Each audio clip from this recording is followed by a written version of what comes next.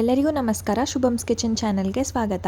ಇವತ್ತಿನ ವಿಡಿಯೋದಲ್ಲಿ ನಾವು ನೋಡೋಣ ಸಾಬೂದಾನದಿಂದ ಚೋಡಾ ಹೇಗೆ ಪ್ರಿಪೇರ್ ಮಾಡ್ಕೋಬೇಕಂತ.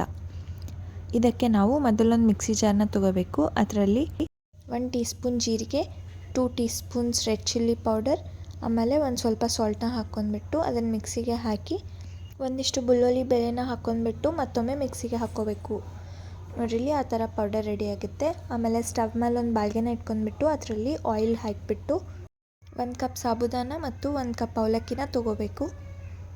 ಅದರ ನಂತರ ಸ್ಟ್ರೈನರ್ನ ತೊಗೊಂಡ್ಬಿಟ್ಟು ಅದನ್ನು ಈ ಥರ ಆಯಿಲ್ದಲ್ಲಿ ಇಟ್ಬಿಟ್ಟು ಒಂದು ಸ್ವಲ್ಪ ಸಾಬೂದಾನ ನಾವು ಇದಕ್ಕೆ ಹಾಕ್ಕೊಂಡ್ಬಿಟ್ಟು ಅವನು ಆಯಿಲ್ದಲ್ಲಿ ಫ್ರೈ ಮಾಡ್ಕೋಬೇಕು.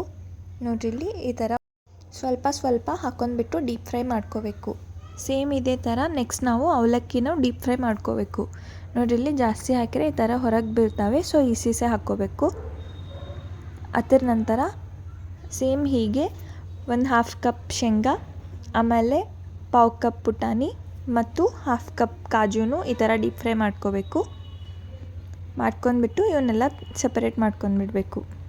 ಅದರ ನಂತರ ಇದರಲ್ಲೇ ಒಂದಿಷ್ಟು ಕರಿಬೇವನ್ನ ಆ್ಯಡ್ ಮಾಡ್ಕೊಂಡ್ಬಿಟ್ಟು ಅವು ಫ್ರೈ ಆಗುತ್ತಾನ ನಿಂದಿರಬೇಕು. ಫ್ರೈ ಆಗಿದ ನಂತರ ಇವನು ತಕ್ಕೊಂಡ್ಬಿಡ್ರಿ. ಈಗ ಫ್ರೈ ಮಾಡಿದ್ದು ಎಲ್ಲನೂ ಒಂದು ಬಾಳ್ಗೆಯಲ್ಲಿ ಹಾಕ್ಕೊಂಡ್ಬಿಡಬೇಕು.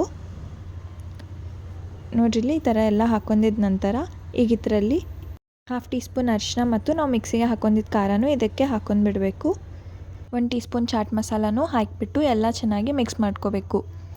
ಇವೆಲ್ಲ ಬಿಸಿ ಇದ್ದಾಗೆ ಹಾಕಬೇಕು. ಲಾಸ್ಟ್ಗೆ ಕರಿಬೇವನ್ನ ಹಾಕ್ಕೊಂಡ್ಬಿಟ್ಟು ಈ ಥರ ಎಲ್ಲ ಮಿಕ್ಸ್ ಮಾಡ್ಕೊಂಡ್ಬಿಟ್ರೆ ನಮ್ಮ ಸಾಬೂದಾನ ಚೋಡಾ ರೆಡಿ ಆಗ್ತವೆ.